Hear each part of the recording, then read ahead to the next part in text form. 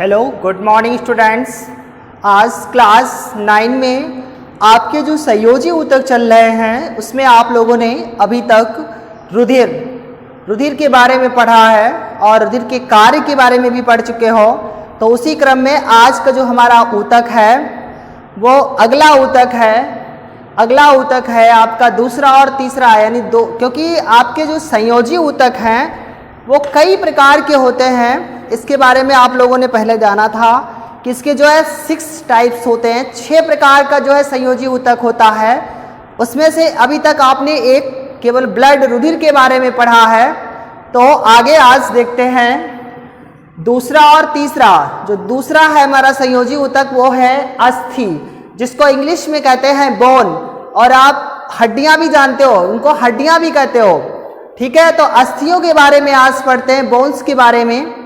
तो देखिए सबसे पहली लाइन कि अस्थि भी एक संयोजी ऊतक है। कैसा ऊतक है अस्थि?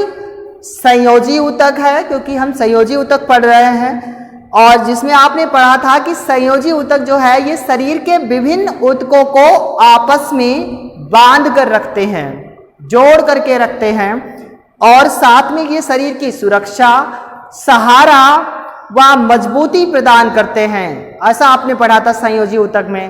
तो वैसे देखिए आप, हड्डी का वही काम है।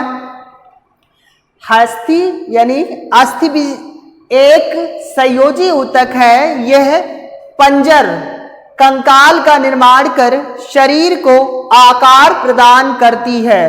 पंजर यानी जो हमारा ढांचा है, शारीरिक ढांचा है, कंकाल है जो, उसको ये प्रदान करती है, कंकाल को बनाती हैं हड्डियां, क्योंकि कई सारी छोटी छोटी हड्डियां मिलकर के इस पूरे शरीर का शारीरिक ढांचा बनाती हैं, कंकाल बनाती हैं। और उसी कंकाल के ऊपर आपका जो है सुरक्षा करने के लिए त्वचा और मांसपेशियां, कई सारी चीजें और कई सारे अंगों का निर्माण होता है। शरीर को आकार प्रदान करती है, यानी जिस व्यक्ति का जिस प्रकार से कंकाल बना होता है उस व्यक्ति का उसी कंकाल के अनुसार ही शरीर का आकार होता है। तो इसको, कंकाल को बनाती कौन है? अस्थियां, यानी कि हड्डियां बनाती हैं। आगे देखिए, अस्थि का अधात्री मैट्रिक्स फास्फेट कार्बोनेट्स तथा ओसीन नामक प्रोटीन के कारण सख्त होता है। यानी कि जो हड्डियां हैं, हड्डियों को बनाने के लिए जो मटेरियल इस्तेमाल होता है, मैट्रिक्स इस्तेमाल होता है, वो मैट्रिक्स में फास्फेट, कार्बोनेट में जैसे आपका कैल्शियम, फास्फेट, कैल्शियम, ये सारे जो तत्व हैं ये क्या बनाते हैं? हड्डियों का निर्माण करते हैं। इसीलिए कहा जाता है कि हमारे शरीर में कैल्शियम, फास्फेट, आयरन यानी कि लौह तत्व, इनकी कमी नहीं होनी चाहिए, क्योंकि ये सभी तत्व हमारी हड्डियों को सख्त और मजबूत बनाते हैं, हड्डियों का निर्माण करते हैं। तो जो हमारी हड्डियां हैं, अस्थियां जो हैं, वो उनका जो अधात्री होता है, यानी कि जो उनका मटेरियल होता है, मैट्रिक्स जो होता है उनको बनाने वाला, वो फास्फेट, कार्बोनेट्स तथा ओसीन नामक प्रोटीन के कारण कठोर होता है। क्योंकि हड्डियां जो होती हैं वो कठोर होती हैं। हड्डियों की जो अवस्था होती है वो ठोस होती है, कठोर होती है, सख्त होती है। और वो किस कारण से? क्योंकि हड्डियों में फास्फेट, लौह तत्व, कार्बोनेट्स में कैल्शियम, ओसीन प्रोटीन, ये सब मिलकर के हमारी हड्डियों की संरचना बनाती हैं, इसलिए हड्डियां मजबूत होती हैं। अब आगे देखिए, अस्थि के कार्य यानी बोन्स का वर्क क्या है, हड्डियां क्या काम करती हैं। तो इसके बारे में तो आप जान ही पा रहे होंगे कि हड्डियां हमारे शरीर को सहारा प्रदान करती हैं, मजबूती देती हैं, दृढ़ता प्रदान करती हैं। हम हड्डियों के कारण ही सीधे तन करके खड़े हो पाते हैं। अगर हमारे किसी भी अंग की हड्डियां, मान लिया पैर की हड्डी टूट गई तो क्या होता है कि हमारा पैर सीधा नहीं हो पाता है।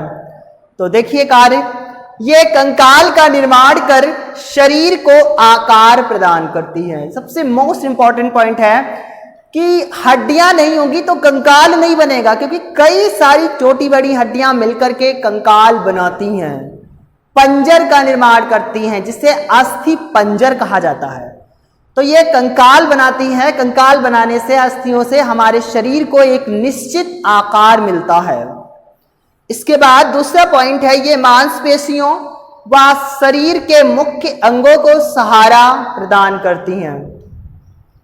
जैसा कि आपने संयोजी ऊतक में पढ़ ही रखा है कि संयोजी ऊतक सहारा, सुरक्षा, दृढ़ता, मजबूती प्रदान करता है। तो जो हड्डियां हैं ये हमारे शरीर में मांसपेशियों व शरीर के मुख्य अंगों को सहारा प्रदान करती हैं, यानी मांसपेशियों को सहारा देती हैं, इसके अतिरिक्त और अन्य अंगों को भी सहारा देती हैं। इसके अलावा तीसरा कार्य देखिए, बहुत ही इंपॉर्टेंट है, ये अस्थि मज्जा की कोशिकाएं रुधिर कोशिकाओं का निर्माण करती हैं। आपसे पूछा जाता है कि रुधिर का निर्माण कहाँ होता है, तो आपका सीधा जवाब होगा अस्थि मज्जा, जिसे बोन नैरो कहते हैं। ठीक है, इंग्लिश में बोन नैरो और हिंदी में इसे अस्थि मज्जा कहा जाता है। अस्थि मज्जा से रुधिर की कोशिकाएं निर्मित होती हैं और रुधिर की कोशिकाओं से रुधिर का निर्माण होता है। क्योंकि रुधिर के निर्माण में रुधिर कोशिकाएं भाग लेती हैं, जिसमें प्लाज्मा और रुधिर कणिकाएं, और रुधिर कणिकाएं 3 प्रकार की होती हैं, ऐसा आपने पढ़ा है। तो तीसरा पॉइंट बहुत ही इंपॉर्टेंट है कि अस्थि मज्जा की कोशिकाएं रुधिर कोशिकाओं का निर्माण करती हैं, यानी जो अस्थि मज्जा होता है, बोन मैरो होता है, उससे ही क्या बनती है, ब्लड सेल्स बनती हैं और ब्लड सेल्स से ब्लड का निर्माण होता है। ये तीसरा पॉइंट बहुत इंपॉर्टेंट था, 1 नंबर का पूछा जा सकता है कि रुधिर कहाँ से निर्मित होता है, रुधिर कौन सी कोशिकाओं से निर्मित होता है, तो आपका जवाब होगा सीधा कि अस्थि मज्जा से या अस्थि मज्जा की कोशिकाओं से रुधिर का निर्माण होता है।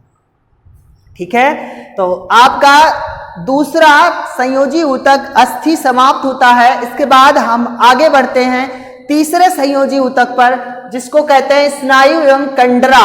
क्या कहते हैं, स्नायु एवं कंडरा, जिसको इंग्लिश में कहते हैं लिंगामेंट एंड टेंडॉन्स।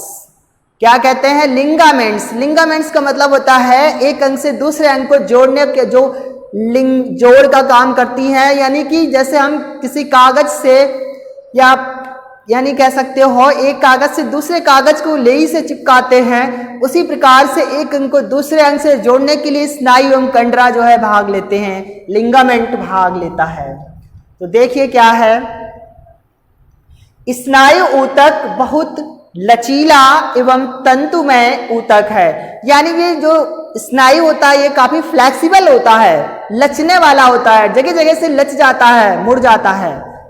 क्योंकि आपने देखा होगा जो हमारे जॉइंट्स होते हैं, जैसे ये कोहनी का जॉइंट्स है, इस ऊपर भुजा से और नीचे की भुजा से, तो कोहनी के जॉइंट्स में ये स्नायु जो है क्या करता है, जोड़ने का काम करता है। यानी ये अस्थि को और ऊपर की अस्थि, देखिए हमारा इस प्रकार से हैंड मुड़ जाता है, ठीक है, टर्न हो जाता है, तो ऊपर के हिस्से की अस्थि और नीचे के हिस्से की जो अस्थि है उनके बीच में स्नायु इस प्रकार से काम करता है, इस प्रकार से, ठीक है, जोड़ने का काम करता है। तो इसीलिए इस ऊतक को जो है काफी फ्लेक्सिबल ऊतक कहा जाता है। तंतु में कैसा होता है, लचीला ऊतक होता है, लचीला टिश्यू होता है ये। इसमें बहुत कम अधात्री होता है, यानी इसमें अधात्री मैट्रिक्स बहुत ही कम पाया जाता है, मटेरियल्स कम मिला होता है, कम होता है। इसका काम है स्नायु 2 अस्थियों को आपस में जोड़ने का कार्य करता है। वही आपको बता रहे थे कि एक अस्थि से दूसरी अस्थि जब जुड़ती है, जो हमारे जॉइंट्स होते हैं, जैसे आपके घुटने का जॉइंट्स, कोहनी का जॉइंट्स, ठीक है, पंजे और अस्थि का जॉइंट्स, इस प्रकार से हैंड और अस्थि का जॉइंट, तो इन जॉइंटों को आपस में, इनके जॉइंटों के पास जो अस्थियां होती हैं, उन 2 अस्थियों को जोड़ने का काम हमारा स्नायु यानी कि लिंगामेंट करता है। तो इसके बाद दूसरा है कंडरा यानी टेंडॉन्स। देखिए कंडरा भी एक प्रकार का तंतुमय संयोजी ऊतक है, यानी कंडरा भी उसी प्रकार से, इसीलिए इनको साथ लिखा जाता है क्योंकि ये दोनों ऊतक सिमिलियर हैं, लगभग समान हैं। तो कंडरा भी एक तंतुमय संयोजी ऊतक है।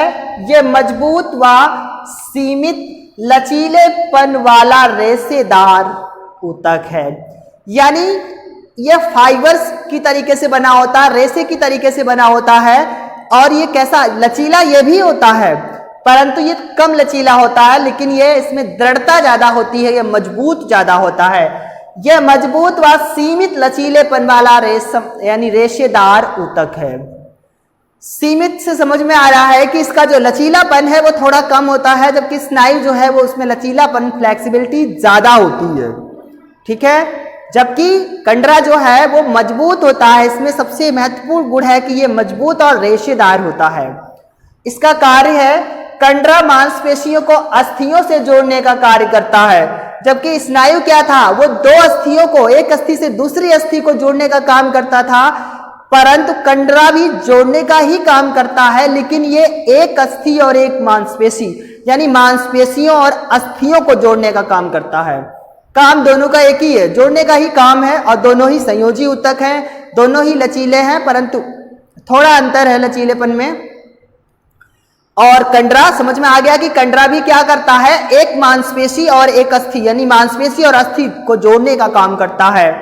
तो इसी प्रकार आपका तीसरा संयोजी ऊतक स्नायु एवं कंडरा भी समाप्त होता है। आप अपनी कॉपी पर क्रम से रुधिर के बाद अस्थि और स्नायु एवं कंडरा दोनों को फेयर करना। आज के लिए बस इतना ही। आपको मिलते हैं अगले वीडियो में, जिसमें हमारे अगले संयोजी ऊतक जो कि आपका उपास्थि एरियोलर संयोजी ऊतक यानी इन सब के बारे में पढ़ेंगे।